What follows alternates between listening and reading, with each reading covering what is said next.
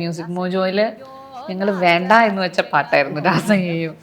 അത് കഴിഞ്ഞിട്ട് പക്ഷെ കോളേജില് റാഗിങ്ങിന്റെ ടൈമില് അതെ പഠിച്ചൊരു പാട്ടാ. ബട്ട് അതിനെ ഇങ്ങനെ ഒരു ഫോർമാറ്റിലേക്ക് കൊണ്ടുവരുമെന്ന് അത് അഗൈൻ ഗോസ് ടു നമ്മുടെ ബാൻഡ് മെമ്പേഴ്സ് എല്ലാവരുടെയും കഴിവാണ്.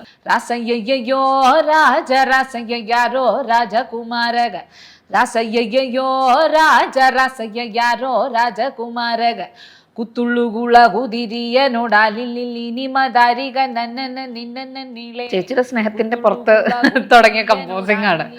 Now I know the kick. ആ ഒരു കിക്ക് എനിക്ക് മനസ്സിലായി. ഇപ്പൊ നമ്മൾ ഏത് പാട്ട് കേൾക്കുവാണെങ്കിലും ഒരു കമ്പോസേഴ്സ് ആസ്പെക്റ്റിലാണ് ഇപ്പൊ എല്ലാ പാട്ടും കേൾക്കണത്. ഭയങ്കര കോംപ്ലിക്കേറ്റഡ് ലിറിക്സും അതിങ്ങനെ കൺസിസ്റ്റൻസിയിൽ പാടുകയും ചെയ്യണ്ടോ. How do you actually do that? എനിക്കറിയില്ല. Super star actually help me. ആ റിയാലിറ്റി ഷോ എന്നെ കുറച്ചും കൂടി സീരിയസ് ആക്കി, മ്യൂസിക്കിനോട് സീരിയസ് ആക്കി. അപ്പൊ അതാണ് എനിക്ക് അതിനകത്ത് നിന്ന് ഏറ്റവും ഞാൻ ഗെയിൻ ചെയ്ത ഒരു കാര്യം. ഇപ്പം എനിക്ക് അറിയില്ല, എല്ലാവരും ഇവിടെ വിചാരം ഞാൻ ഫോക്ക് സിംഗറാന്നാ. പക്ഷെ നേരെ തിരിച്ചാണ്. ഫോക്കുമായിട്ട് എനിക്ക് യാതൊരു ബന്ധവുമില്ല. ആർട്ടിസ്റ്റുകൾ കൺസിസ്റ്റന്റ് ആവണമെന്ന് ആക്ച്വലി ഇവിടെ എഴുതിയിട്ടില്ല. അത് സോഷ്യൽ മീഡിയയുടെ റൂളാണ്. അതെ, ആസ് എൻ ഇൻഡിപെൻഡന്റ് ആർട്ടിസ്റ്റ് എനിക്ക് എപ്പോഴും ഫീൽ ചെയ്തിട്ടുള്ള നമ്മുടെ ജീവിതത്തിൽ നടക്കണ കാര്യങ്ങളായിരിക്കും നമ്മളെ ഒത്തിരി എന്താ പറയാ ഇൻഫ്ലുവൻസ് ചെയ്യുക. അപ്പൊ അങ്ങനെ തന്നെയാണ് സഖിയും. കാതലേ കാതലേ തനി പെരുന്തുണയേ കൂടവാ കൂടവാ പോതും പോതും കാതലേ കാതലേ വാഴ്വിൻ നീളം പോകലാം പോകവാ നീ.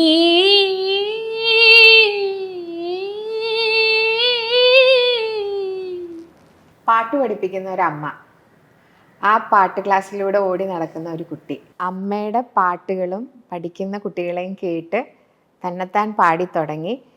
ഇപ്പം സ്വന്തം പാട്ടുകളിലൂടെ സൗത്ത് ഇന്ത്യ മൊത്തം ത്രസിപ്പിക്കുന്ന ഒരാൾ. ഇന്ന് നമ്മളെ കൂടെ ഉള്ളത് ഭദ്ര രജിനാണ്. ഞാൻ ആദ്യമായിട്ട് രാസയ്യായോട് പാട്ട് കേട്ടിട്ട് ആരാ ഇതെന്ന് പോയി തിരഞ്ഞു പിടിച്ച് പിന്നെ അന്ന് തൊട്ട് ഫോളോ ചെയ്യാണ് സോഷ്യൽ മീഡിയയിൽ. So she has been viral on social media and now Har songs is viral across south India. തമിഴിൽ, മലയാളം, തെലുഗു, കന്നഡ ഈ ലാംഗ്വേജസിലെല്ലാം പാടി കർണാട്ടിക് മ്യൂസിക്കും അതേപോലെ തന്നെ ഹിന്ദുസ്ഥാനി മ്യൂസിക്കും പഠിക്കുന്ന രാസയ്യായോ പോലെ തന്നെ കാതലേ കാതലേ സോങ്ങും. അത് കഴിഞ്ഞ് ഇപ്പം ലേറ്റസ്റ്റ് ഏറ്റവും ഇൻട്രസ്റ്റിംഗ് ആയിട്ട് തോന്നിയത് her own composition, her own musical Sakhi. സഖിയുടെ ലിറിക്സ് കേൾക്കുമ്പം നമുക്ക് ഏറ്റവും രസകരമായിട്ട് തോന്നുന്നത് ഒരു ചന്ദ്രനും ഭൂമിയും തമ്മിലുള്ള കോൺവെർസേഷൻ. അപ്പോഴും ചന്ദ്രൻ നമ്മൾ പുരുഷനായിട്ടാണ് ചന്ദ്രനെ എപ്പോഴും ഉപമിക്കാറ്.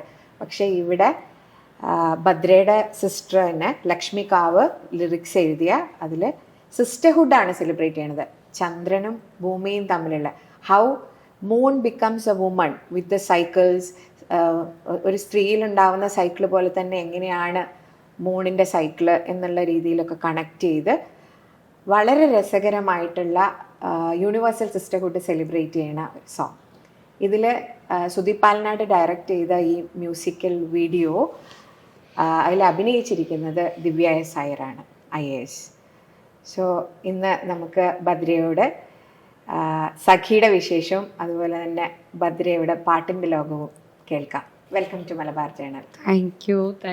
എനിക്ക് ആ ഇൻട്രൊഡക്ഷൻ ഭയങ്കര ഇഷ്ടമായി. കാരണം സാധാരണ എല്ലാവരും എൻ്റെ പാട്ടുകളെ പറ്റി പറഞ്ഞിട്ടാണ് എന്നെ ഇൻട്രൊഡ്യൂസ് ചെയ്യാറ്.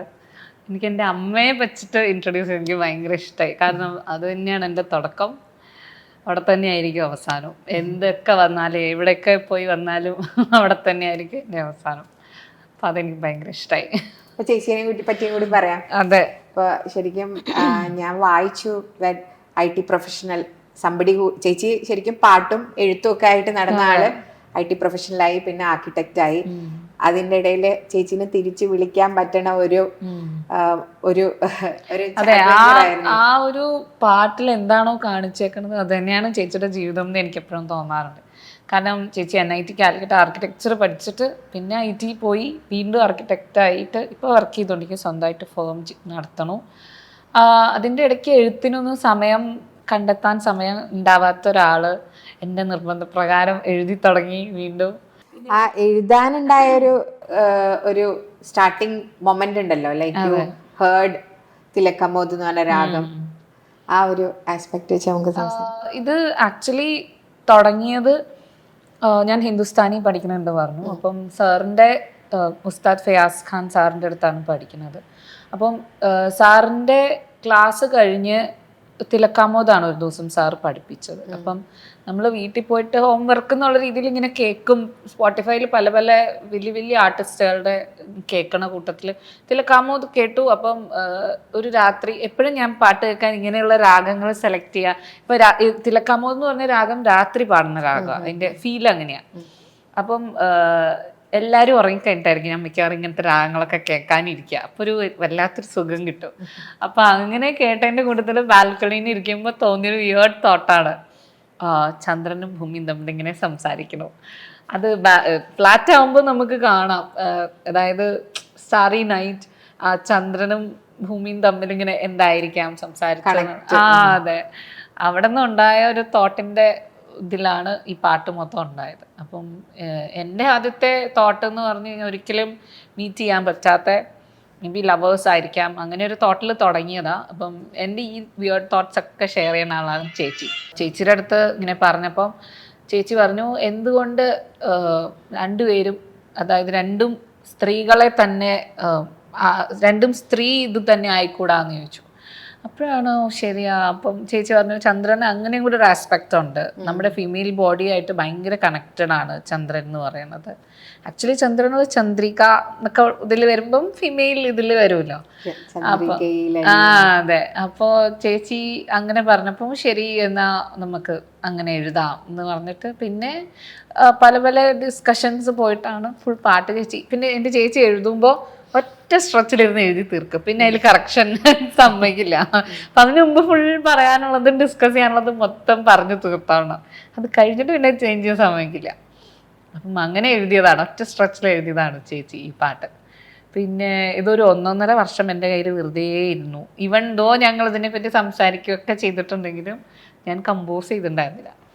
അപ്പം പിന്നെ കുറച്ച് കഴിഞ്ഞപ്പോൾ എനിക്ക് തന്നെ തോന്നി, അയ്യോ ഇത്രയും കഷ്ടപ്പെട്ട് ചേച്ചി എഴുതിയതല്ലേ, എന്നിട്ട് എന്താ. പിന്നെ അങ്ങനെ ഞാൻ കമ്പോസ് ചെയ്തതാ. ആക്ച്വലി കമ്പോസ് ചെയ്യാനുള്ള കഴിവുണ്ടോ ഇപ്പോഴും എനിക്ക് അറിയില്ല. അങ്ങനെ യെസ്, ഓൾമോസ്റ്റ് കമ്പോസ്ഡ്. ഇനി പ്രൊഡക്ഷന്റെ പണികളേ ഉള്ളൂ. അപ്പോ അന്ന് എനിക്ക് അറിയില്ല ഞാൻ കമ്പോസ് ചെയ്യുന്നോ, അങ്ങനെ ഒരു തോട്ടൊന്നും എനിക്ക് പോയിട്ടില്ല. ചേച്ചിയുടെ സ്നേഹത്തിന്റെ പുറത്ത് തുടങ്ങിയ കമ്പോസിങ് ആണ്. Now I know the kick. ആ ഒരു കിക്ക് എനിക്ക് മനസ്സിലായി. ഇപ്പം നമ്മൾ ഏത് പാട്ട് കേൾക്കുവാണെങ്കിലും ഒരു കമ്പോസേഴ്സ് ആസ്പെക്റ്റിലാണ് ഇപ്പം എല്ലാ പാട്ടും കേൾക്കണേ. പ്രൊഡക്ഷൻ, അതിന്റെ സൗണ്ടിങ് എങ്ങനെയാ, അതിന്റെ പുറകിൽ പോണ ടോൺ എന്താ, ഇതൊക്കെ നോക്കിയിട്ടാണ് ഇപ്പൊ പാട്ട് കേൾക്കുക. ഭയങ്കര ഡിഫറൻസ് വന്നു ആ സഖി കഴിഞ്ഞിട്ട്. രണ്ടും രണ്ട് എപ്പോഴും പറയല്ലോ, നമ്മളിങ്ങനെ ഒരു പുതിയൊരു സ്റ്റെപ്പ് എടുക്കുമ്പോൾ നമുക്ക് പുതിയൊരു പെർസ്പെക്റ്റീവ് ഒരു കമ്പോസർ ആവുമ്പോൾ ഉണ്ടാവുന്നത്.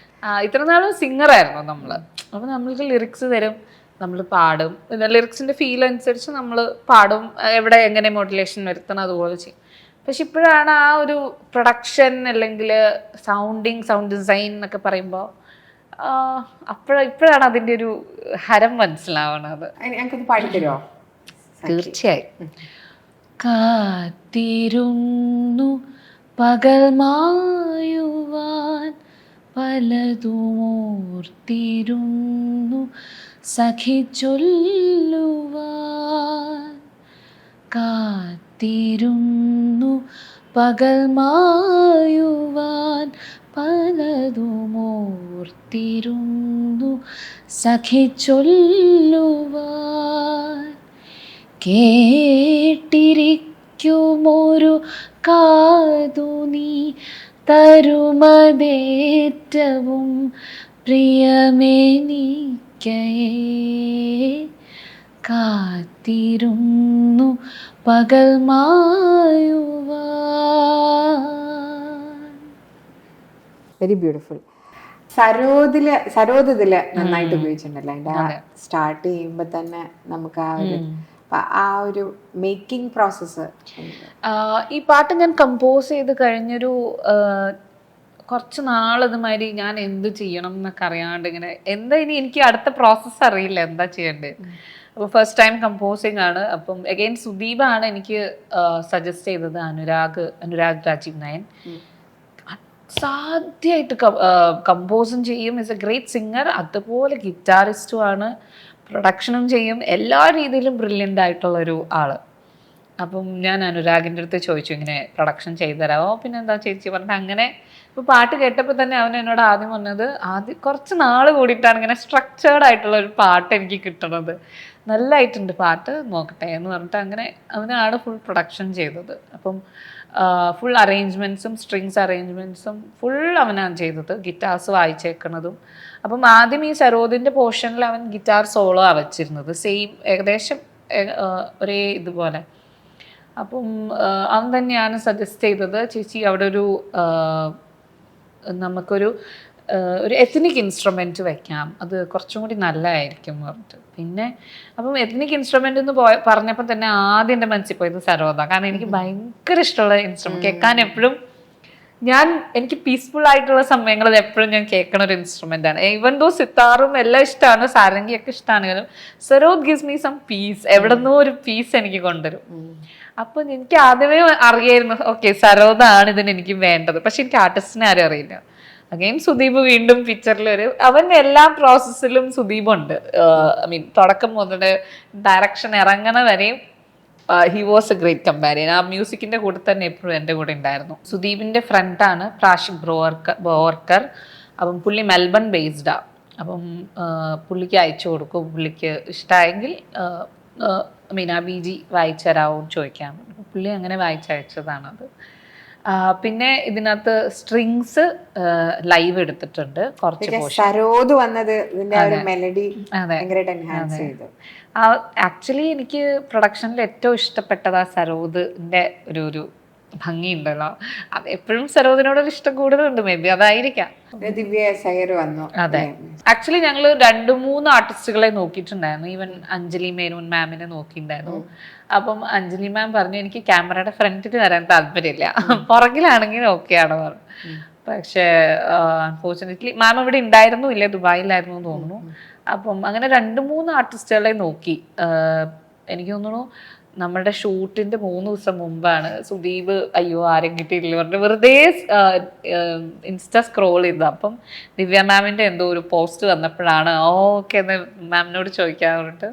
മാം ആകുമ്പോൾ എല്ലാ രീതിയിലും മ്യൂസീഷ്യൻ ആണ്, എഴുത്തുണ്ട്, അതെ എല്ലാം ഉണ്ടല്ലോ. അപ്പം ഇങ്ങനെ മാം അഭിനയിക്കുമോ എന്നിങ്ങനെ ചോദിക്കാൻ വേണ്ടിയിട്ട് വിളിച്ചു.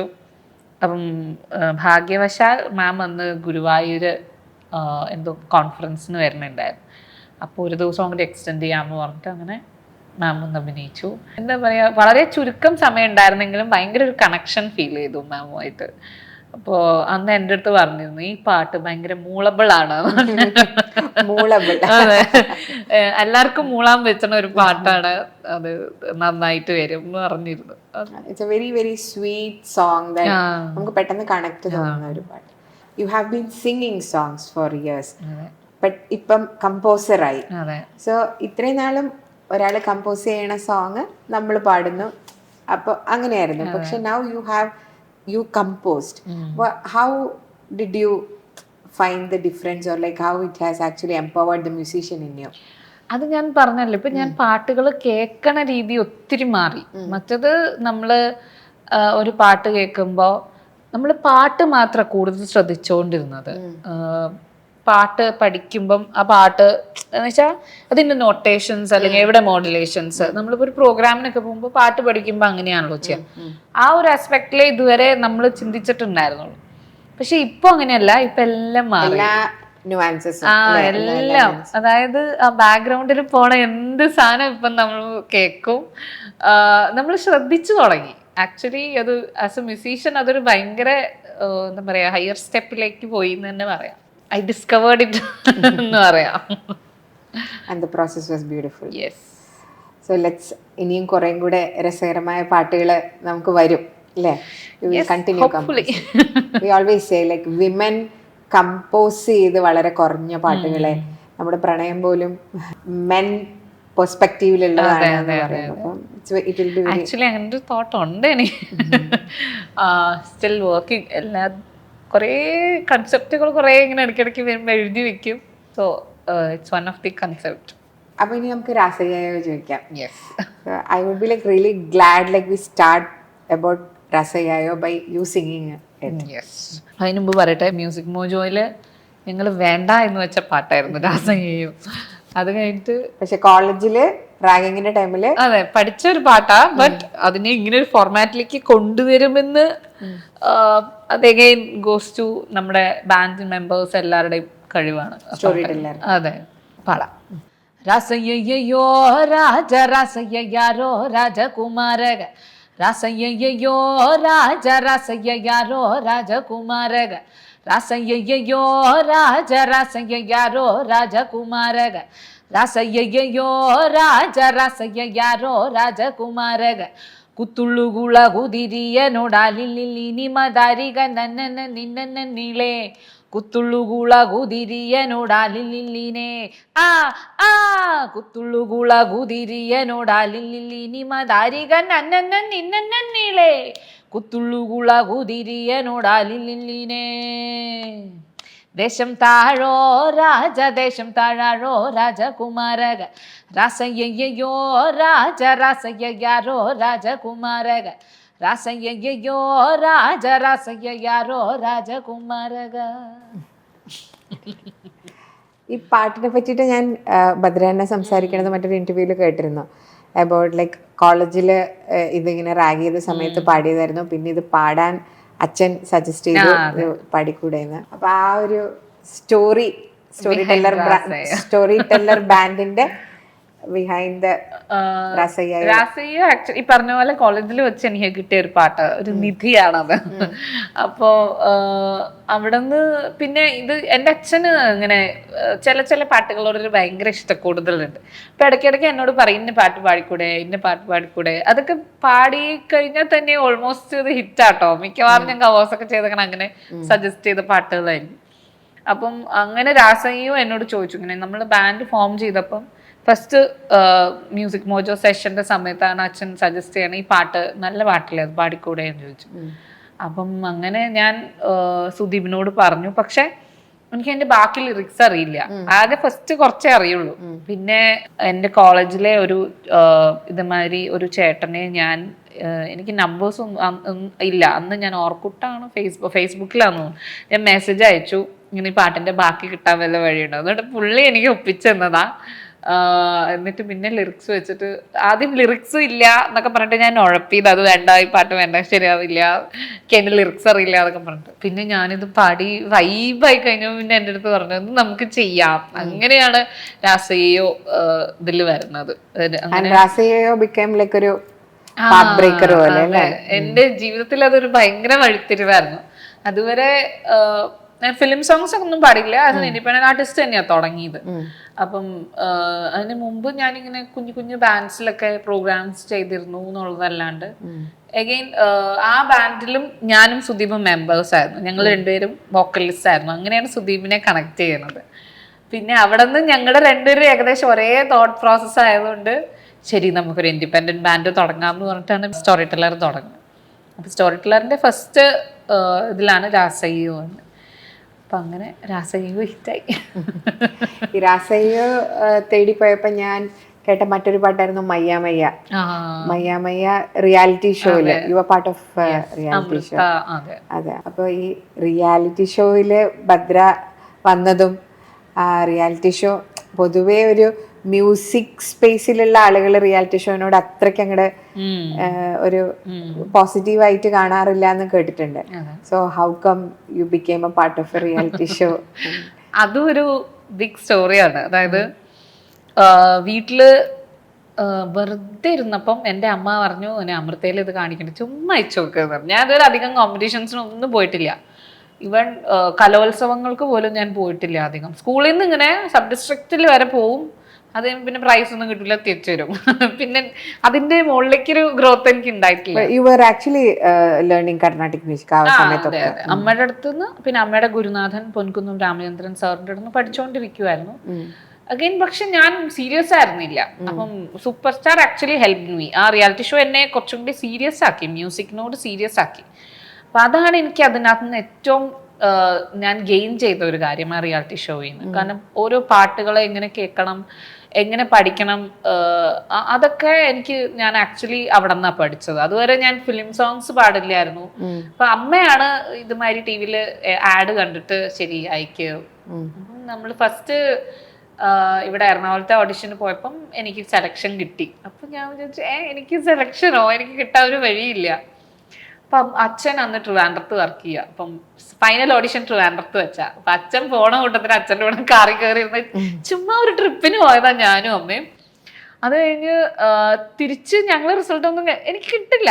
പിന്നെ നിന്നിട്ട് വെറുതെ സമയം കളയണ്ടല്ലോ. അപ്പൊ അച്ഛൻ തിരിച്ചു വരുന്ന കൂട്ടത്തിൽ അച്ഛൻ്റെ കൂടെ തിരിച്ച് കാറിന് വന്നു. ഞങ്ങൾ ആലപ്പുഴ എത്തിക്കഴിഞ്ഞപ്പം എനിക്ക് കോള് വന്നു, ഭദ്ര ഇവിടെ ഉണ്ടോന്ന് ചോദിച്ചു. ഞാൻ പറഞ്ഞു ഇല്ല, ഞങ്ങൾ പോന്നു എന്ന് പറഞ്ഞു.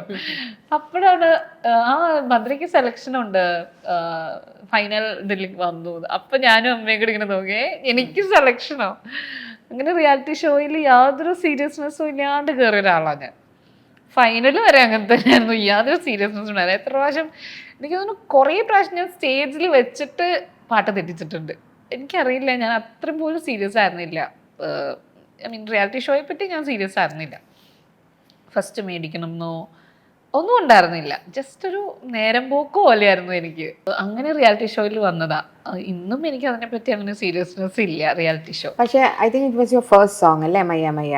അതില് ആ സോങ്ങിന്റെ എന്താ പറയാ, എനിക്ക് പറയാനറിയില്ല സംഗതികൾ, ആ ഏറ്റക്കുറച്ചിലൊക്കെ, ആ ഒരു ലെയേഴ്സ് ഒക്കെ ഭയങ്കര രസമായിട്ട് you handled it. Like very നമ്മളിങ്ങനെ she's somebody who's going to be big എന്ന് തോന്നും ആ പാട്ട് കേൾക്കുമ്പോൾ. So can you sing that ഇനി first few lines of it?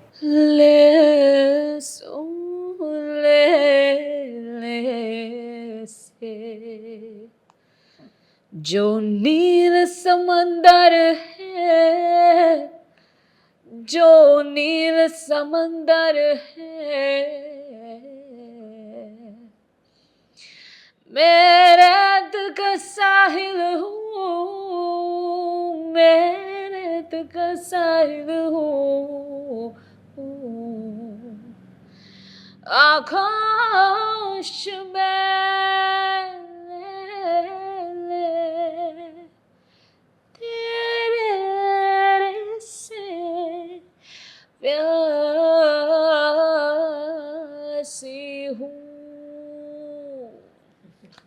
അതിങ്ങനെ കേൾക്കുമ്പം ആ പാട്ടിന്റെയും കൂടി പ്രത്യേകതയാട്ടോ അത്. അത് അങ്ങനത്തെ ഒരു കമ്പോസിഷൻ ആണ്. ശരി, അത് ഇനി പിന്നെ മയ്യ മയ്യ വരുമ്പോഴത്തേക്കും അതിങ്ങനെ മാറും. അപ്പൊ റിയാലിറ്റി ഷോ കഴിഞ്ഞപ്പോൾ you started taking music more seriously as you said. അപ്പോൾ you were learning Carnatic music till then and then you shifted to Hindustani. ആ ജേർണി എങ്ങനെയാ? അത് ഈ പറഞ്ഞ മാതിരി എനിക്ക് എൻ്റെ ഒരു കൺസെപ്റ്റാണ്. അത് ശരിയാണോ തെറ്റാണോ എനിക്കറിയില്ല. അതായത് എനിക്ക് കുറേ നേരം ഇരുന്ന് പാട്ട് പഠിക്കണം. എനിക്ക് കുറച്ച് നേരം ഇങ്ങനെ 1 മണിക്കൂർ ഇങ്ങനെ ഷോർട്ടായിട്ട് തന്നാൽ എനിക്ക് ഞാൻ ഒട്ടും സാറ്റിസ്ഫൈഡ് ആവില്ല. അപ്പം എനിക്ക് തോന്നുന്നു നമ്മുടെ കേരളത്തിൽ അത് കുറ്റമായിട്ടല്ല ഞാൻ പറയണം, നമ്മുടെ ഇവിടുത്തെ ഒരു രീതി അങ്ങനെയാണ്. അതായത് 1 മണിക്കൂർ 1.5 മണിക്കൂർ ക്ലാസ്, അത് ആഴ്ചയിൽ മേ ബി 2 ദിവസമായിരിക്കാം, അല്ലെങ്കിൽ അങ്ങനെ ആയിരിക്കാം class. I was not satisfied. അങ്ങനത്തെ ക്ലാസ്സുകളിൽ എനിക്ക് താല്പര്യമില്ല. എനിക്ക് പാട്ട് എന്ന് പറഞ്ഞു കഴിഞ്ഞാൽ കുറേ നേരം ഇരുന്ന് അതിന് വേണ്ടി സ്പെൻഡ് ചെയ്യണം, എന്നാലും നമ്മൾ എന്തെങ്കിലുമൊക്കെ ആവുള്ളൂ എന്നൊരു തോന്നലുണ്ട്. ഇപ്പോഴും ഉണ്ട് എനിക്കിത്. അങ്ങനെ പഠിപ്പിക്കുന്ന ആരാ, അങ്ങനെ ആരെങ്കിലും പഠിപ്പിക്കുമോ എന്നൊക്കെ ഇങ്ങനെ അന്വേഷിച്ച് നടന്നപ്പോഴാണ് അഗെയിൻ മസാല കോഫി ബാൻഡിൽ വരുണാണ്. അപ്പം ഞാൻ ആദ്യം എൻ്റെ വോക്കൽ റെക്കോർഡ് ചെയ്യണത് സൂപ്പർ സ്റ്റാർ ആ സമയത്ത് ആയിരുന്നു. അതിൻ്റെ കോമ്പറ്റീഷൻ നടക്കുന്ന സമയത്താണ് വരുൺ എന്നെ വിളിക്കുന്നത്, കോൺടാക്ട് ചെയ്യണം, ഇങ്ങനെ ഏതോ ഒരു റെക്കോർഡിങ്, ആഡിൻ്റെ റെക്കോർഡിങ്. വരുണാണ് എൻ്റെ ഫസ്റ്റ് ആദ്യമായിട്ട് എൻ്റെ വോക്കൽ റെക്കോർഡ് ചെയ്യുന്നത്.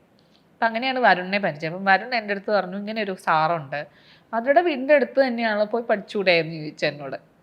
അപ്പോഴാണോ അങ്ങനെ ഒരു ക്ലാസ് ഉണ്ട്, അങ്ങനെ ഒരു BSP എന്ന് പറഞ്ഞ ഭാരതീയ സംഗീത വിദ്യാലയ ഹിന്ദുസ്ഥാനി മ്യൂസിക് ഇൻസ്റ്റിറ്റ്യൂട്ടാണ്. അപ്പം ഞാൻ അവിടെ പോയി ചോദിച്ചപ്പം സാറ് മന്ത്ലി 2 ദിവസം ക്ലാസ് എടുക്കും. അപ്പം അങ്ങനെ സാറിൻ്റെ അടുത്ത് പോയിട്ട് അങ്ങനെയാണ് സാറിൻ്റെ അടുത്ത് എത്തിപ്പെടണത് ഞാൻ. പിന്നെ ഈ പറഞ്ഞ മാതിരി ഉണ്ടല്ലോ, ഓരോരുത്തർക്കും ഓരോ ഡെസ്റ്റിനി ഉണ്ട്, അത് അതുപോലെ സംഭവിക്കുള്ളൂ. അപ്പോൾ അങ്ങനെ സാറിൻ്റെ അടുത്ത് അങ്ങനെയാണ് ഹിന്ദുസ്ഥാനി ഞാൻ പഠിക്കാൻ ചേർന്നത്. എനിക്ക് എന്തെങ്കിലും മ്യൂസിക് പഠിച്ചാൽ മതി എന്നുള്ള ഇതായിരുന്നു. അല്ലാണ്ട് എനിക്ക് കർണാട്ടിക് തന്നെ വേണം അങ്ങനെ ഉണ്ടായിരുന്നില്ല. എന്തായാലും എന്ത് പഠിച്ചാലും ഒരിക്കലും കുറവാവില്ലല്ലോ, കൂടുതലല്ലേ ആവുള്ളൂ. അപ്പം അങ്ങനെ ഹിന്ദുസ്ഥാനി പഠിക്കാൻ പോയതാണ്. എത്ര വർഷമായി? 10 കൊല്ലം. 2000 ഞാൻ reality show 2009 I mean semi final അല്ല ക്വാർട്ടർ ഫൈനൽ വന്നു. അത് കഴിഞ്ഞ് ഞാൻ ഔട്ടായി. അടുത്ത മാസം ഞാൻ സാറിൻ്റെ അടുത്ത് ജോയിൻ ചെയ്യുക ചെയ്തത്. ഓൾമോസ്റ്റ് ലൈക്ക് 16 years ആയി സാറിൻ്റെ അടുത്ത്. നമ്മളിപ്പോൾ കേട്ടതെല്ലാം ഒരു ഫോക്ലോറിഷ് മോഡിലൊക്കെ ഉള്ളതാണല്ലോ. ഒരു ഹിന്ദുസ്ഥാനി സംഗീതത്തില് ഒരെണ്ണം ഗസൽ എന്തെങ്കിലും മതി മതി മതി. ഇത് എനിക്ക് ഭയങ്കര ഇഷ്ടമുള്ള ഗസലാണ്. മെഹദി ഹസൻ സാബിന്റെ അധികം ആരും പാടി കേട്ടിട്ടുണ്ട്, പക്ഷെ അത്രയും ഭയങ്കര പോപ്പുലറൈസ് ചെയ്ത ഒരു ഗസലല്ല. പക്ഷെ എനിക്ക് ഭയങ്കര ഇഷ്ടമായിട്ടുള്ള ഒരു ഗസലാണ്. ആയേ കുച്ച് അബ്ര കുച്ച് ശരാബ്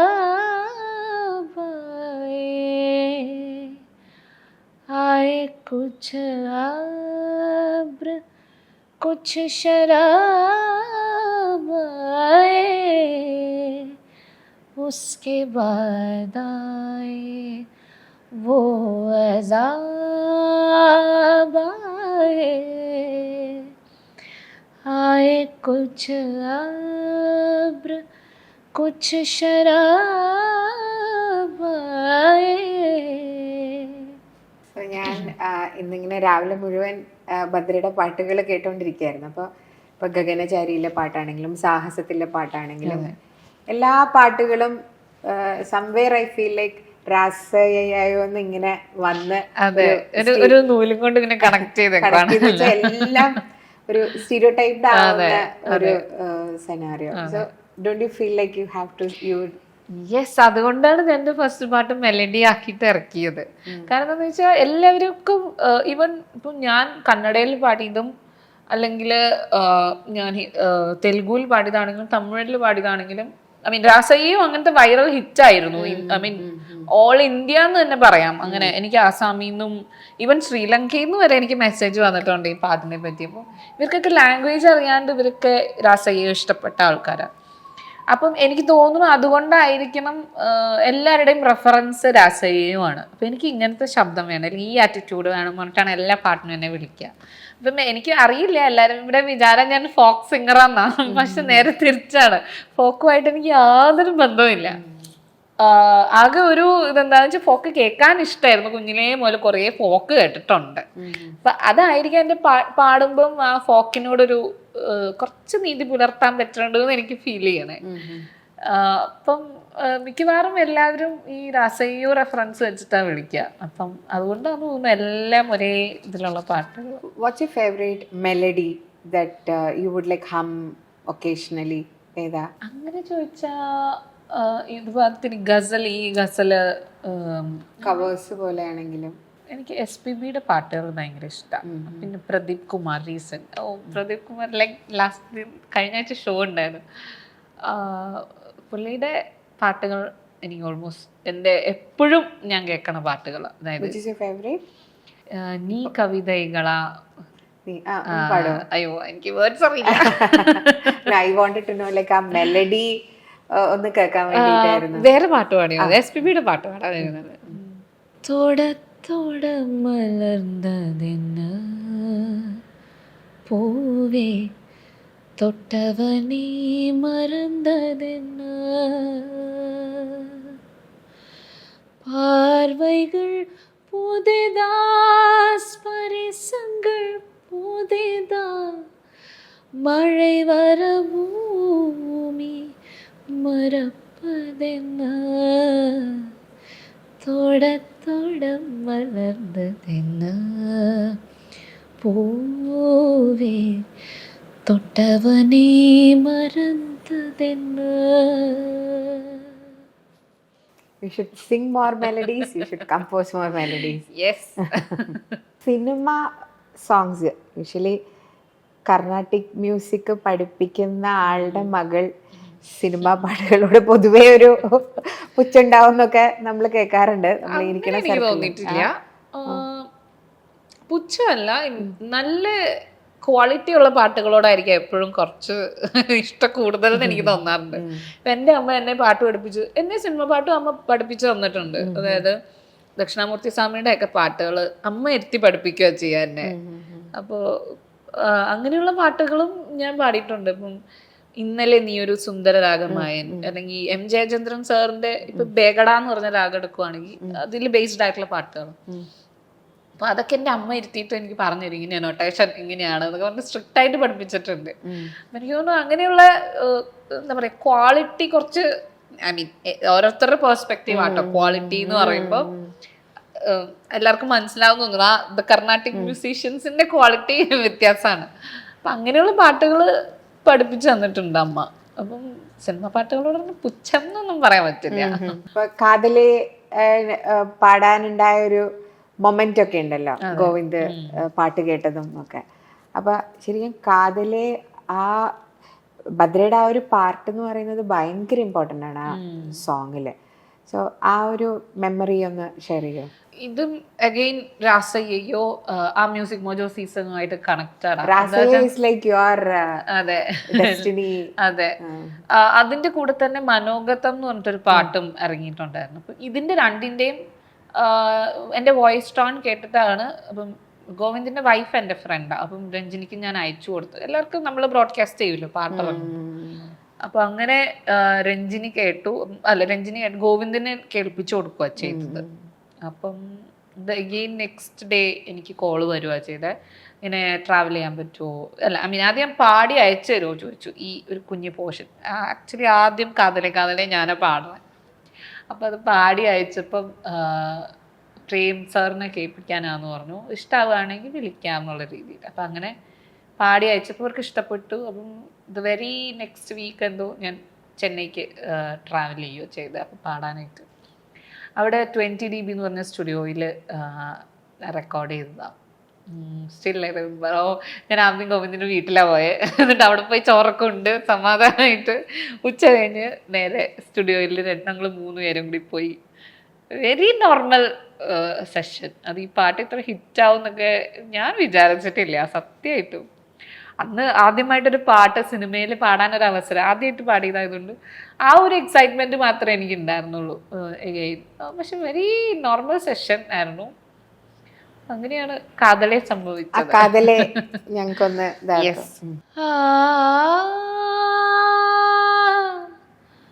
കൊഞ്ചും പൂരണമേ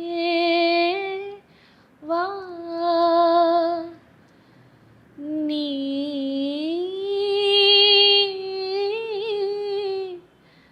கொஞ்சம் ஏழிசையே பஞ்சவர்ண பூதம் நெஞ்சம் நிறையதே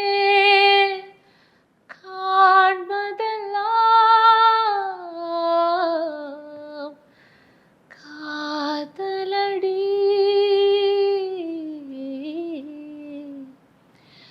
காதலே காதலே தனி பெருந்துணையே கூடவா கூடவா போதும் போதும் காதலே காதலே வாழ்வின் நீளம் போகலாம் போகவா நீ.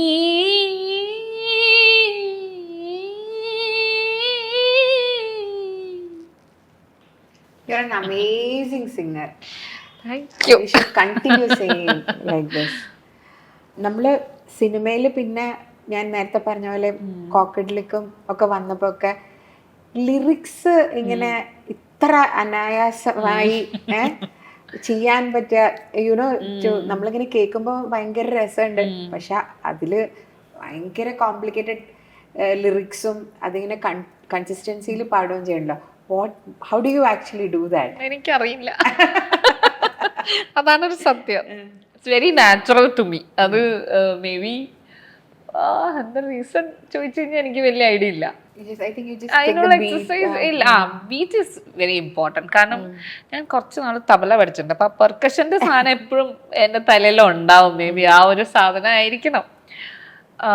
പിന്നെ എനിക്ക് അങ്ങനെ അതിന് വേണ്ടി സ്പെഷ്യലായിട്ട് എക്സസൈസോ അങ്ങനെ ഒന്നും ചെയ്യാറില്ല. So you even now know the lyrics of the songs. It's not like ഈ പാടിയ പാട്ടുകളിൽ ഈ പറയുന്ന ഓൾമോസ്റ്റ് ഇപ്പൊ ഞാൻ സാഹസത്തിലെ കോക്കഡിലേക്ക് കേട്ടപ്പോ ഞാൻ ഇങ്ങനെ ഇതിങ്ങനെ ഇപ്പോഴും ഇങ്ങനെ ഓർക്കുണ്ടാവോ? എനിക്ക് ഞാൻ പാടിയ പാട്ടുകളുടെ ലിറിക്സ് ഒക്കെ ഓൾമോസ്റ്റ് എനിക്ക് കാണപ്പാടായിട്ട് അറിയാം.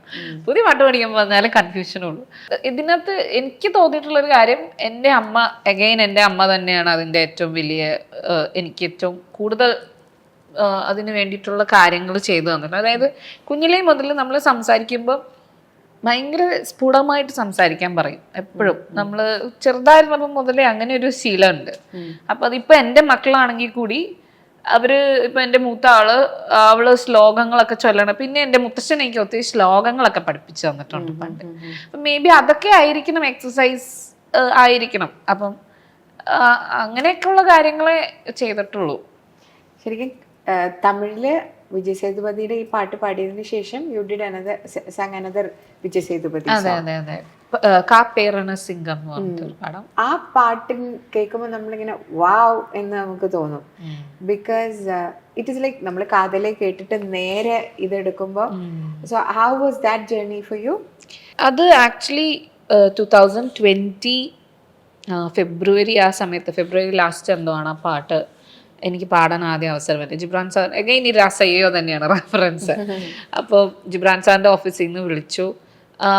എൻ്റെ ശബ്ദം കേട്ടിട്ടാണ്, അപ്പോൾ ഇതുപോലത്തെ ഒരു ടോണാണ് വേണ്ടത്. അപ്പം ഇതുമാതിരി ഭയങ്കര ഇൻറ്റൻസ്, ഭയങ്കര സങ്കടമുള്ള പാട്ടാണ്. അതായത് ഭർത്താവ് മരിച്ചു പോയി കഴിഞ്ഞിട്ട് പാടുന്ന പാട്ടാണത്. അത് ആ സിനിമയുടെ ഒരു സ്റ്റോറി അങ്ങനെയാണ്, അത് ഒറിജിനൽ ഉണ്ടായ ഒരു സംഭവമാണ്.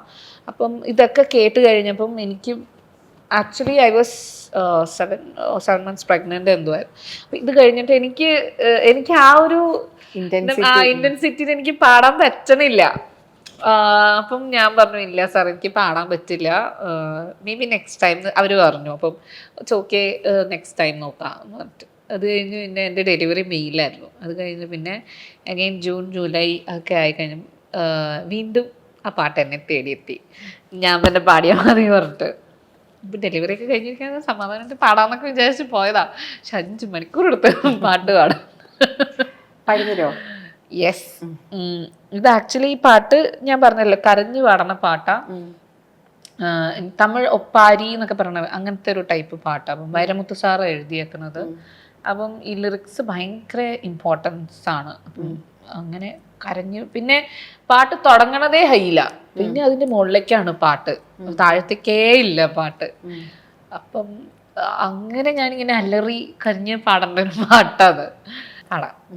പേര് രണസിംഗോ പെരുങ്കൊണ്ട ഗുണസിംഗോ ஊருக்கே தனி தங்கம் உசுரத்து போயிடுச்சே கண்ணு மொழி அழகு கருப்பட்டி நிறத்தழகு எலவட்ட கல்லழகு இல்லேன்னு போயிடுச்சே பேரு ரணசிங்கோ பெருங்கொண்ட குணசிங்கோ ஊருக்கே தனி தங்கம் உசுரத்து போயிடுச்சே. മലയാളം ആണ് നമ്മുടെ mother tongue. But you sing in other languages as well, even Hindi. ഞാൻ ഇൻട്രൊഡക്ഷൻ പറഞ്ഞപ്പോൾ സൗത്ത് ഇന്ത്യൻ എന്ന് പറഞ്ഞു. അപ്പോൾ തമിഴിലാണെങ്കിൽ തമിഴിന് തമിഴിൻ്റെതായ ഒരു സ്റ്റൈൽ ഉണ്ടാവും, ആക്സെന്റും ഇൻറ്റർനേഷനും ഒക്കെ. സോ ആ പ്രോസസ്സ് എങ്ങനെയാ ഭദ്ര ചെയ്യാറ്? When you get a song, ഇൻറ്റർനേഷൻസും ആക്സെന്റ്സും ഒക്കെ എങ്ങനെയാ കറക്റ്റ് ചെയ്യാറ്? ആക്ച്വലി നമ്മൾ പാടുന്ന സമയത്ത് ലിറിസിസ്റ്റ് ഉണ്ടാവും. അപ്പം കുറെ അവര് കറക്റ്റ് ചെയ്ത് തരും. പിന്നെ നമ്മൾക്ക് ഈ നമ്മൾ തമിഴ് സിനിമകള് അല്ലെങ്കിൽ തെലുഗു സിനിമാസ്, കന്നഡ, ഞാൻ എല്ലാം കാണാറുണ്ട്. ബിക്കോസ് എൻ്റെ ചേച്ചി ഞാൻ പറഞ്ഞില്ല NIT പഠിച്ചത്. അപ്പം എല്ലാ ലാംഗ്വേജസും ഉള്ള ആൾക്കാരും അവിടെ ഉണ്ടാവും. അപ്പോൾ ചേച്ചി എനിക്ക് അതൊരു എൻ്റെ ഒരു പ്ലസ് പോയിന്റ് ആയിരുന്നു. കുഞ്ഞിനെയും അത് ഞാനൊരു 8th 7th പഠിക്കുമ്പോൾ ചേച്ചി NIT പഠിക്കാൻ പോയത്. And her course was 5 years. ഇപ്പം ഈ 5 വർഷവും എനിക്ക് ചേച്ചി പുതിയ പുതിയ സിനിമകൾ കൊണ്ടുത്തരും കാണാൻ.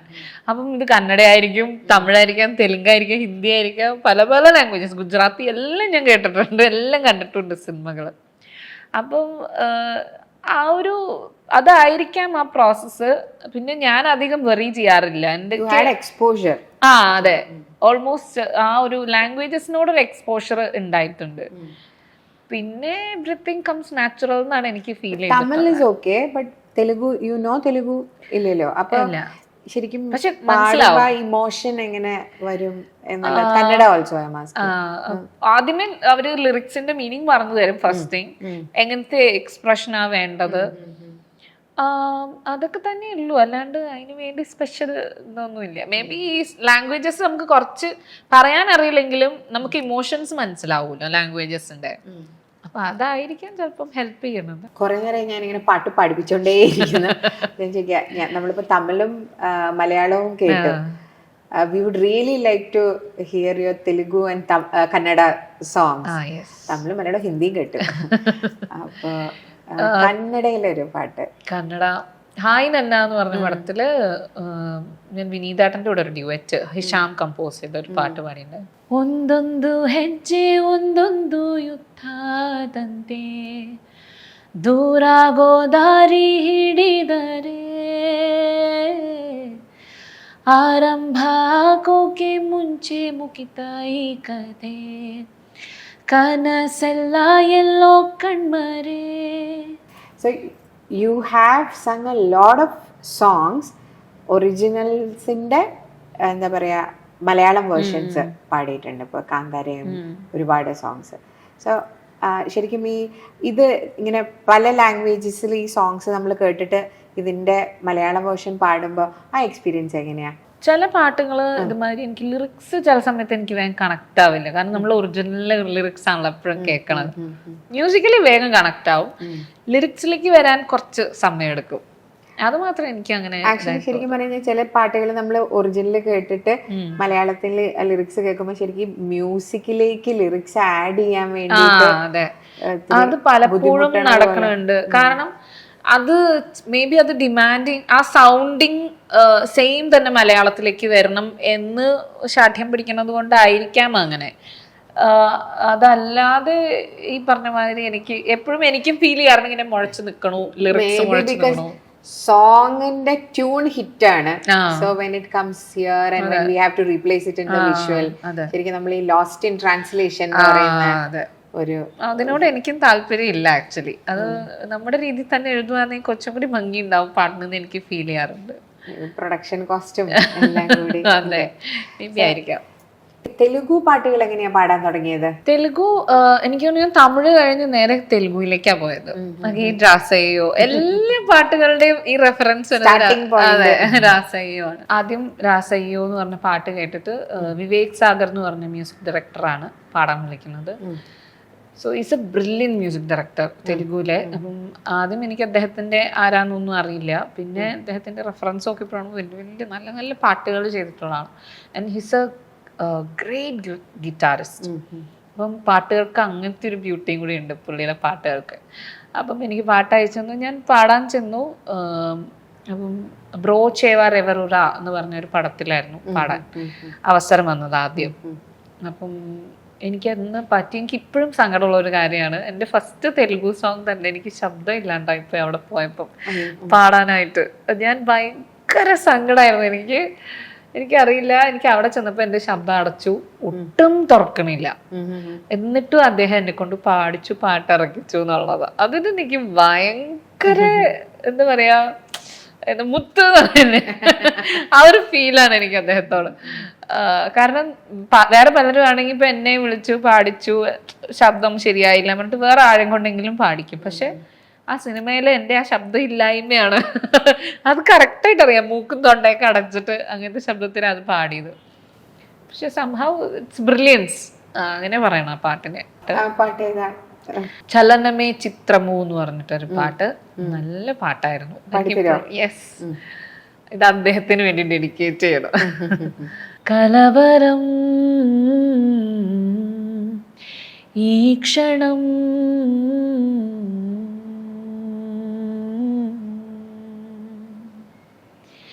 తెలియదే కారణం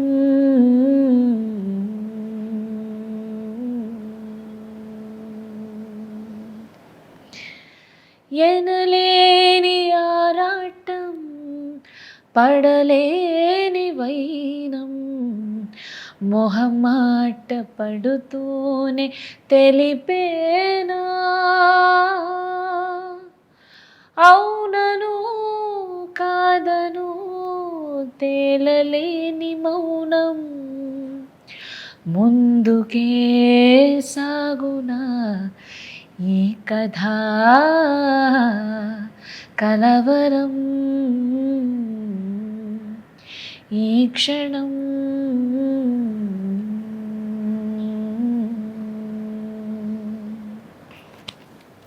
ശരിക്കും പറഞ്ഞാൽ നമ്മൾ മലയാളത്തിലാണ് ഈ പറയുന്ന സ്റ്റീരിയോ ടൈപ്പിലേക്ക് എത്തിപ്പെട്ടത് അല്ലേ? ബാക്കി എല്ലായിടത്തും ആക്ച്വലി എക്സ്പ്ലോറിങ് യു. ബദ്രിക്ക് ഒരു സെറ്റ് ഓഫ് ഓൺലൈൻ ഫോളോവേഴ്സും ഫാൻസും ഉണ്ട് എന്ന് തോന്നിയിട്ടുണ്ട് എനിക്ക് പലതവണ. Like especially I think women follows you a lot. Like ഈ പറഞ്ഞ പണ്ട് പാട്ട് പഠിച്ചവര്, എന്നിട്ട് പിന്നെ പാടുന്ന ആഗ്രഹിച്ചവര്, എന്നിട്ട് സ്റ്റക്കായി പോയവര്, അങ്ങനെയുള്ള കുറെ പ്രൊഫഷണൽസ്, അങ്ങനെയുള്ളവര് ഒരുപാട് പേര് എൻ്റെ തന്നെ സർക്കിളിലുള്ള ഒരുപാട് പേര് ഇങ്ങനെ ഭദ്രയുടെ ഒരു ഫോളോവേഴ്സ് ആണ്. How has your social media presence helped you in your career journey? ഞാൻ അത്ര വലിയൊരു സോഷ്യൽ മീഡിയ പേഴ്സൺ ആയിരുന്നില്ല. ഇപ്പോൾ കുറച്ച് നാളെ ആയിട്ടുള്ളൂ ഞാനൊരു സോഷ്യൽ മീഡിയയിലേക്ക് വന്നതും. പക്ഷെ അപ്പോഴും ഡിപ്പെൻഡ്സ് ഓൺ മൈ മൂഡ്. ഞാൻ മൂഡ് അനുസരിച്ച് മാത്രം പ്രവർത്തിക്കുന്ന ഒരാളാണ്. ബാക്കി എക്സ്റ്റേണൽ സോഴ്സസ് ഒന്നും ഞാൻ വകവയ്ക്കില്ല. അതങ്ങനത്തെ ഒരു സ്വഭാവമാണ്. എനിക്ക് മൂടുണ്ട്, നല്ല പാട്ടുകൾ ഇപ്പം പാടിയിടണം തോന്നി ഞാൻ അപ്പം പാടിയിടും. കൺസിസ്റ്റൻ്റ് അല്ല, അത് ഒരു ഡ്രോബാക്ക് ആണ്. പക്ഷെ എനിക്ക് അങ്ങനെയാണ് ഇഷ്ടം. അപ്പം സോഷ്യൽ മീഡിയയിൽ വരുമ്പോൾ കൺസിസ്റ്റന്റ് ആവണമെന്ന് ആക്ച്വലി എവിടെ എഴുതിയിട്ടില്ല. അത് സോഷ്യൽ മീഡിയയുടെ റൂളാണ്. അതെ. അപ്പം ഈ പറഞ്ഞ മാതിരി സോഷ്യൽ മീഡിയ റൂൾസിന് ഞാൻ ഇതുവരെയും തലവെച്ച് കൊടുത്തിട്ടില്ല എന്ന് പറയുന്നതായിരിക്കും ശരി. അപ്പം സോഷ്യൽ മീഡിയ കാരണം ഞാൻ വളർന്നു എന്ന് എനിക്ക് ഇതുവരെ തോന്നിയിട്ടില്ല. കാരണം ഞാൻ അങ്ങനെ സോഷ്യൽ മീഡിയ അധികം ഇതില്ലാത്തൊരാളാണ്. പിന്നെ ഇടുവാണെങ്കിലും ചിലപ്പോൾ പലരും എന്നോട് പറഞ്ഞിട്ടുണ്ട് ഭയങ്കര വിയേർഡ് പോസ്റ്റുകളൊക്കെ എനിക്ക് ഭംഗി തോന്നുന്ന കാര്യങ്ങള്, അല്ലെങ്കിൽ ഞാൻ വായിക്കുമ്പോൾ എനിക്ക് ഇഷ്ടം തോന്നുന്ന കാര്യം, അതൊക്കെ ഞാൻ ഷെയർ ചെയ്യും. അല്ലാണ്ട് പുറത്തുനിന്ന് ഒരു എക്സ്റ്റേണൽ ഫാക്ടറിന് വേണ്ടിയിട്ട് ഞാൻ സോഷ്യൽ മീഡിയയിൽ ഒന്നും ചെയ്യാറില്ല. എൻ്റെ ലാസ്റ്റ് ചോദ്യം, let's come back to Sakhi.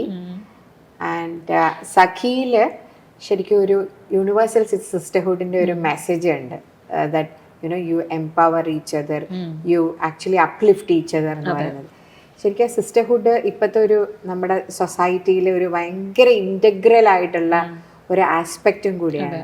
So when you are working in Sakhi and also when you are working on the compositions and all, what were the thoughts that went into you considering all the societal discussions and discourses that is happening around? ഞാൻ ഈ പാട്ട് ആദ്യം ഉണ്ടാക്കുന്ന സമയത്ത് എനിക്ക് clear ഇങ്ങനെയൊക്കെ വേണം, ഇന്ന കാര്യങ്ങളൊക്കെ വേണം എന്നൊക്കെ ഉണ്ടായിരുന്നു. അതൊക്കെയാണ് അതിനകത്ത് എഴുതിയതും ചേച്ചി എഴുതി തന്നതൊക്കെ. പക്ഷെ വിഷ്വല് ഞാൻ പല രീതിയിൽ ചിന്തിച്ചു. അതായത് ഇപ്പം സിസ്റ്റർഹുഡ് എന്ന് പറഞ്ഞു കഴിഞ്ഞാൽ സ്വന്തം സിസ്റ്റർ തന്നെയാണെന്ന് ഒരു നിർബന്ധവും ഇല്ല. നമുക്ക് ബ്ലഡ് റിലേഷൻ ഇല്ലാത്ത കുറേ സിസ്റ്റേഴ്സ് ഉണ്ട് നമ്മുടെ ചുറ്റും. അപ്പം അങ്ങനെ കുറേ തോട്ട്സുകൾ എനിക്ക് പോയിട്ടുണ്ട്. അപ്പം ഈ പാട്ടിൽ തന്നെയും ഇതിൻ്റെ വിഷ്വൽ എടുത്തു കഴിഞ്ഞു കഴിഞ്ഞാൽ രണ്ട് രീതിയിൽ ചിന്തിക്കാം. മേ ബി അതിനകത്തൊരു സീൻ വരുന്നുണ്ട്, അമ്മ രണ്ട് കുട്ടികൾക്ക് ഒരാൾക്ക് പുസ്തകം കൊടുക്കണം. അത് വേറൊരു വീട്ടിലെ കുട്ടിയാവാം വേണമെങ്കിൽ. എനിക്ക് അങ്ങനത്തെ ഫ്രണ്ട്സ് ഉണ്ടായിട്ടുണ്ട്. എൻ്റെ വീട്ടിൽ എന്താ പറയുക, തൊട്ടപ്പുറത്തെ വീട്ടിലെ കുട്ടി എൻ്റെ അമ്മയുടെ മോളെ പോലെ തന്നെ എൻ്റെ അമ്മ കൊണ്ടു നടക്കണം. തിരിച്ചും ഞാൻ ആ വീട്ടിൽ ചെന്നാൽ എന്നെ ഒരു മകളെ പോലെ കൺസിഡർ ചെയ്യണം. അപ്പം അങ്ങനെ ഒരു കുട്ടിയാവാം. ചിലപ്പോൾ ആ അമ്മയുടെ രണ്ട് കുട്ടികളാവാം. എങ്ങനെ വേണമെങ്കിലും അതിനെ എടുക്കാം. അപ്പം നമ്മൾ എപ്പോഴും നമ്മൾ സിസ്റ്റേഴ്സിനെ നമ്മളുടെ കൂടെ നിൽക്കണ ഒരു സ്ത്രീ താന്നിട്ടുണ്ടെങ്കിൽ അവരെ അപ്ലിഫ്റ്റ് ചെയ്ത് കൊണ്ടുവരിക എന്നുള്ളത് ശരിക്കും ഒരു സ്ത്രീയുടെ തന്നെ ഒരു കടമയാണത്. അതൊക്കെ ഈ പാട്ടിൽ കൂടെ പറയാൻ കുറേ ശ്രമിച്ചിട്ടുണ്ട്. വേറൊരു തോട്ട് പോയത് മേ ബി ഒരു ട്രാൻസ്ജെൻഡർ അങ്ങനെ പറയാവോ എന്ന് എനിക്കറിയില്ല. പക്ഷേ അങ്ങനെ അവരും സിസ്റ്റേഴ്സ് തന്നെയല്ലേ നമ്മുടെ. അപ്പം അങ്ങനെയൊക്കെ എനിക്ക് തോട്ട് പോയിട്ടുണ്ട്. അത് പക്ഷെ എങ്ങനെ പിക്ചറൈസ് ചെയ്യണം എന്ന് എനിക്ക് അറിയാത്ത കാരണം അങ്ങനെ ഒരു ഇതിൽ വന്നില്ല. പക്ഷെ അതൊക്കെ എൻ്റെ ഉള്ളിൽ പോയിട്ടുണ്ടായിരുന്നു ആ സമയത്ത്. നമ്മളുടെ എത്രയോ എന്താ പറയുക സിസ്റ്റേഴ്സിൻ്റെ സ്ഥാനത്ത് നിൽക്കണം, എത്രയോ പേര് ഹെൽപ്പ് ചെയ്തിട്ടാണ് നമ്മളിന്ന് ഇവിടെ നിൽക്കുന്നത്. അതൊക്കെ ആ തോട്ടിൽ പോയിട്ടുണ്ട്. എന്താ പറയുക, ഡോക്ടേഴ്സായിട്ടായിരിക്കാം, ടീച്ചേഴ്സായിട്ടായിരിക്കാം, പിന്നെന്താ, അങ്ങനെ ഒത്തിരി ആൾക്കാർ, അങ്ങനെ കുറേ തോട്ട്സ് പോയിട്ടുണ്ട്. അവസാനം ഇതിൽ എത്തിപ്പെട്ടത് സുദീപിന്റെ കൂടി കൺസെപ്റ്റാണ്. അപ്പം നമുക്ക് പിക്ചറൈസ് ചെയ്യാൻ എളുപ്പം എന്ന് വിചാരിച്ചിട്ട് അങ്ങനെ ചെയ്തതാണ്. What is your next one? Like how is it, and can you give us a little teaser of it? As an independent artist എനിക്ക് എപ്പോഴും ഫീൽ ചെയ്തിട്ടുള്ള നമ്മുടെ ജീവിതത്തിൽ നടക്കണ കാര്യങ്ങളായിരിക്കും നമ്മളെ ഒത്തിരി എന്താ പറയാ ഇൻഫ്ലുവൻസ് ചെയ്യുക. അപ്പം അങ്ങനെ തന്നെയാണ് സഖിയും. അടുത്ത പാട്ടും അങ്ങനെ ഒരു ഇൻഫ്ലുവൻസിൽ നിന്നുണ്ടായ പാട്ടാ. എഗെയിൻ മെലഡിയേ അല്ല, വേറൊരു ജോണം പിടിച്ചു, കുറച്ച് റോക്ക്, കുറച്ച് സംഭവമാണ്. അതായത് നമ്മൾ ജീവിതത്തിൽ കുറേ സ്ഥലത്ത് നമ്മൾ പരാജയപ്പെട്ടു. നമ്മൾ ഇതൊക്കെ ആലോചിച്ച് ഇങ്ങനെ സങ്കടപ്പെട്ടിരുന്നു കഴിഞ്ഞാൽ അതിന് നേരം ഉണ്ടാവുള്ളൂ. അതിനെ പറ്റിയിട്ടൊരു പാട്ടാ. അങ്ങനെ നമ്മള് അക്വയർ ചെയ്യേണ്ട ഒരു ആറ്റിറ്റ്യൂഡ് എന്തായിരിക്കണം. ചേച്ചി തന്നെയാണോ? അതെ, ഞങ്ങളുടെ രണ്ടുപേരുടെയും ജീവിതത്തിൽ കുറെ കാര്യങ്ങൾ കൂട്ടി ഇണക്കി ഉണ്ടാക്കിയ ഒരു പാട്ടാണ്. ഈ റോക്ക് പറഞ്ഞപ്പോ റാപ്പ് ശരിക്കും കോക്കഡലിക്കിന്റെ ഒരു സൈക്കഡലിക് മ്യൂസിക്കിന്റെ ഒരു സാധനം ഉണ്ടല്ലോ, നമുക്ക് അത് വെച്ച് നമ്മുടെ ഇന്റർവ്യൂ അങ്ങ് അവസാനിപ്പിച്ചാലോ? കൊക്കെല്ലാം പറന്നു പോയി പുഞ്ചക്കണ്ടം തന്നിലിരുന്ന് കൊത്തിട്ടും പറക്കിട്ടും തിന്നുന്ന കൊക്കെ തികുതയ്യതിലൊരു തവിട്ടു കൊക്ക വെള്ളക്കൊക്ക അതിനോട് നമുക്കിപ്പോ പോകണം വലിയൊരു മരത്തിന്റെ ചെറിയൊരു ശാഖയിൽ വലുപ്പത്തിൽ കൂടും വെച്ചിരിക്കും കൊക്കെ തികുതൈ തികുതൈ തികുതൈ തികുതൈ. Thank you so much. Thank you. All the best for all the things that you do in your life. ഞാനുണ്ടല്ലോ, എനിക്ക് ഭയങ്കര എന്താ പറയാ, ഞാൻ എപ്പോഴും ഇങ്ങനെ ഭയങ്കര സിമ്പിളായിട്ട് ഭയങ്കര ഒട്ടും തോട്ട് കൊടുക്കാത്ത വെറുതെ സംസാരിക്കണമെന്ന് എനിക്ക് ഇടയ്ക്ക് ഫീൽ ചെയ്യാറുണ്ട്. പക്ഷെ ഇന്നത്തെ ഇന്റർവ്യൂ എനിക്ക് എന്താ പറയാ, ഞാൻ കുറെ ഇങ്ങനെ ആലോചിച്ച് സംസാരിച്ച പോലെ എനിക്ക് ഫീൽ. അപ്പം അത് ചോദിക്കുന്ന ക്വസ്റ്റ്യൻസും കൊണ്ട് കേട്ടോ. അപ്പം thank you so much for asking the questions. Thank you. അപ്പം thank you so much. Thank you from Malabar Journal. Thank you.